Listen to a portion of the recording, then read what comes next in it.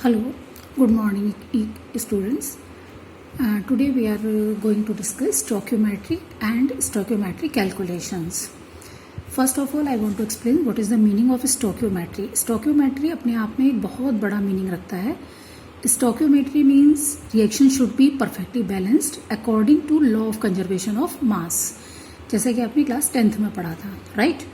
इसके अलावा जो जितने भी रिएक्टेंट्स एंड प्रोडक्ट्स हैं their physical state should be written in parenthesis along with each reactant and product. This is another important condition of the stoichiometric reaction.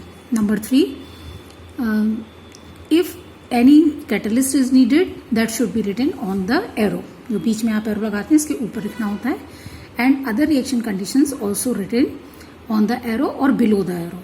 If energy absorbed or released, accordingly with sign it should be given at the side of product. अगर release हो रही है तो plus Q क्योंकि product में form हो रही है यानी एक्सोथर्मिक रिएक्शन है, और अगर यूज्ड अप हो रही है तो माइनस क्यू. ठीक है, उसको डेल्टा एच करके भी आप लिख सकते हो. तब एक रिएक्शन कंप्लीटली स्टोइकोमेट्रिक होती है. For example, if reaction is written in front of you, CH4 plus twice O2 changes into CO2 plus twice H2O. तो इसमें हमें सारे रिएक्टेंट प्रोडक्ट का फिजिकल स्टेट देना होता है रूम टेम्परेचर पर, लेकिन यहाँ पर देखिए वाटर को इन्होंने गैस लिखा हुआ है. तो इसका मतलब ये है they are explaining this reaction at the time of reaction, that is means at the reaction temperature. At the reaction temperature, because it's a exothermic reaction, so water form in the vapor, that's why it written as gas. Next important point, this stoichiometric reaction क्यों जरूरी है, हम क्यों लिखते हैं? ये इसलिए ज़रूरी है because it give a lot of information to us. सारी बातें बजाय लिखने की इसका ये फिजिकल स्टेट होगा इतने मोल्स. अब ये क्या कह रही है, 1 mole methane react with 2 mole of oxygen and gives 1 mole of carbon dioxide and 2 moles of water. एक explanation. Another explanation, 16 gram methane react with 64 gram oxygen and gives 44 gram carbon dioxide and 36 gram water. Next explanation, 22.4 liter methane at the normal temperature pressure react with 2 into 22.4 liter oxygen at the normal temperature pressure produces 22.4 liter carbon dioxide and water. अब चूंकि water room temperature पर liquid है इसलिए इसका volume आप सीधे 2 से 22.4 को मल्टीप्लाई करके नहीं निकाल सकते. वेपर्स का वॉल्यूम गैस के कंपैरिजन में नहीं होता, इसलिए यहाँ पर ये वॉल्यूम हम नहीं कह सकते क्योंकि हम यहाँ पे मैंने पीछे तीनों के साथ नॉर्मल टेम्परेचर प्रेशर लगाया है. अगर मैं वाटर के साथ NTP पर 22.4 लीटर लिखूं तो ये रॉन्ग हो जाएगा क्योंकि NTP पर वाटर लिक्विड होता है, वाटर की डेंसिटी 1 होती है. तो अगर हम इसका वॉल्यूम निकालना चाहेंगे NTP पे तो दैट बिकम 36 ml, क्योंकि 36 ग्राम प्रोड्यूस हो रहा है तो वॉल्यूम कितना हो जाएगा 36 ml. So you can't calculate the volume of water vapours. Water gas नहीं है, वाटर वेपर्स, क्योंकि in gases condition it is known as a vapours. तो ये इंफॉर्मेशन हम यहाँ पर करेक्टली नहीं दे पाएंगे. ठीक है, and reaction is exothermic so it is also not completely stoichiometric. Plus Q should be written on the product side. तो इसलिए स्टोइकोमेट्रिक रिएक्शन लिखना जरूरी है कि, और केमिकल रिएक्शन से हमें क्या फायदा है कि एक पेज जितनी यानी कि 15-20 सेंटेंस में अगर आप इंफॉर्मेशन दे रहे हो तो these information are written only a single line with few words. लिखने में आसान, समझने में आसान और इंफॉर्मेशन बहुत सारी आपको मिल जाती है. इसलिए हम स्टोइकोमेट्रिक रिएक्शन लिखते हैं और इसलिए ही हम केमिकल सिंबल्स को हमने इंट्रोड्यूस किया है. राइट, अब ये जो रिएक्शन है इसके हम अपने कैलकुलेशन के हिसाब से, यानी इस चैप्टर में जो हम मेनली केमिकल्स का मेजरमेंट कर रहे हैं रिएक्शन वाइज, उसके अकॉर्डिंग ये हमें कैसे इंपॉर्टेंट है. कोई भी रिएक्शन आपके सामने लिखी हुई है, आप सबसे पहले उसको स्टोइकोमेट्रिक करिए, बहुत सारी इंफॉर्मेशन आपके सामने आ जाएगी. अब जब आप मैथमेटिकल कैलकुलेशन कर रहे हैं लॉ ऑफ कंजर्वेशन मास के अकॉर्डिंग आप अपनी रिएक्शन को बैलेंस कर चुके हैं, तो now it as a formula in front of you. Be careful. अगर इस रिएक्शन में एक भी पार्ट मिसिंग है, मान लीजिए मैं आपसे कहती हूँ कि 16 ग्राम, ये तो आपको पता चल गया इससे, लेकिन अगर हम आपसे कहते हैं only 5 gram methane is given to you, केवल एक स्टेटमेंट दिया हुआ है 5 gram methane is given to you, calculate amount of oxygen, you are able to calculate by unitary method. कोई फॉर्मूला कुछ भी आपको लर्न नहीं करना, जो छोटी क्लास में आपने पढ़ा है उसी के अकॉर्डिंग आपको करना है। 16 gram methane react with 64 gram oxygen, then 5 gram methane react with how much gram of oxygen, right? Similarly, if question is given to you in this reaction, if 5 gram methane is given to you, how much amount of carbon dioxide will produce?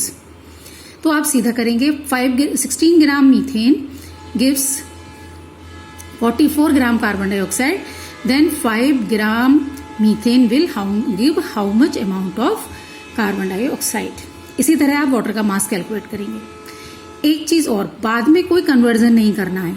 इस reaction में आप हर चीज को एक ही बार में, एक ही step में कर सकते हैं। For example, if problem is given to you 5 gram methane is given to you, calculate volume of CO2 produce. ठीक है, रिएक्शन आपके सामने है, methane 2O2 react together form CO2 and water.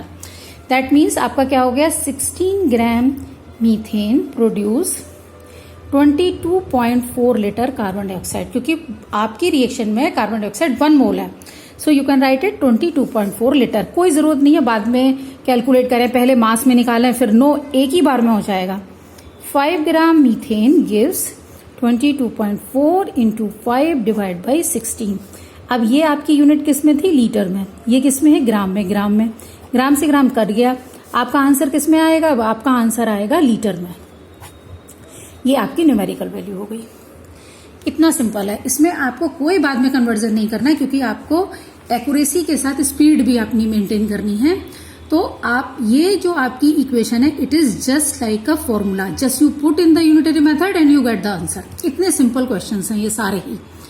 अब आप 1 by 1 किसी को भी देखिए। For example, calculate the amount of water gas form में निकालना है, produce by the combustion of 16 gram of methane. यानी कि हम वॉल्यूम नहीं निकाल सकते, यहाँ पे हम मास निकालेंगे। ठीक है, अगर वो पूछता है what is the water formation at the normal temperature pressure, तो चूंकि वाटर की डेंसिटी 1 होती है, ये आपको दी नहीं जाएगी। और 36 gram water means 36 ml water will produce at the normal temperature pressure. Right, very simple, आराम से कर सकते हैं आप। कितना आपको 16 ग्राम मीथेन दिया हुआ है, 16 ग्राम ही आपकी रिएक्शन में है, डायरेक्ट 36 ग्राम वाटर आपका आ गया, आंसर सीधे ही है। How many moles of methane are required to produce 22 gram carbon dioxide. ठीक है, बहुत सिंपल। 40 जो आपको निकालना है, ठीक है, वो राइट में रखना है, और जो दिया हुआ है वो लेफ्ट में रखना है। बिल्कुल सिंपल यूनिटरी मेथड, कुछ नहीं करना है। 44 ग्राम कार्बन डाइऑक्साइड, ठीक है, के लिए कितनी मीथेन चाहिए आपको, 16 ग्राम। अब चूंकि आपसे किसमें पूछा है, मोल्स में, तो हमने मीथेन किस में ले लिया, मोल में, 1 मोल। अब 22 ग्राम के लिए कितना चाहिए, 1 मोल इंटू 22 ग्राम, क्रॉस मल्टीप्लिकेशन यूनिटरी मेथड, 44 ग्राम, ग्राम से ग्राम कैंसिल हो गया, आंसर किस में आ गया, मोल्स में। Directly you will write 0.5 moles of methane are required. यानी आपकी रिएक्शन जो है ये फॉर्मूला है, यूनिट कन्वर्जन ऑटोमेटिकली हो जाएगा, आपको कुछ नहीं करना है। ठीक है, अब इसमें दूसरी चीज आती है लिमिटिंग रिएजेंट। लिमिटिंग रिएजेंट का क्या मतलब होता है, अब आप देखिए, नाइट्रोजन हाइड्रोजन मिलके अमोनिया बना रहे हैं। दूसरा एग्जांपल ले लिया मैंने, पहले से भी एक्सप्लेन कर सकते थे हम। अब आप एक बात सोचिए, पहले हम पहली वाली रिएक्शंस को देख रहे हैं। अगर इस रिएक्शन में अगर हम लिमिटिंग रिएजेंट जैसा कुछ नहीं होता, तो क्या हम थोड़ी सी मीथेन जलाते एटमॉस्फेयर की सारी ऑक्सीजन खत्म हो जाती? नो। मीथेन जब कंबस होती है, कोई भी फ्यूल का कंबशन होता है, तो वो अपने अमाउंट के अकॉर्डिंग लॉ ऑफ कंजर्वेशन मास को फॉलो करते हुए, ठीक है, नेचर का रूल है ये लॉ ऑफ कंजर्वेशन मास, इसको फॉलो करते हुए उतना ही अमाउंट ऑक्सीजन का लेता है जितनी उसको जरूरत है। ये नहीं है कि एटमॉस्फेयर से पूरी ऑक्सीजन को वो एब्जॉर्ब कर ले। ये है लॉ ऑफ लिमिटिंग रिएजेंट, यानी कि मीथेन जब रिएक्शन करेगा तो अपने उसी प्रोपोर्शन में करेगा, लॉ ऑफ डेफिनेट प्रोपोर्शन के अकॉर्डिंग करेगा और कार्बन डाइऑक्साइड बनाएगा, और क्या होगा, उसी के अकॉर्डिंग ऑक्सीजन को एब्जॉर्ब करेगा। Right, thank you, we will discuss in next.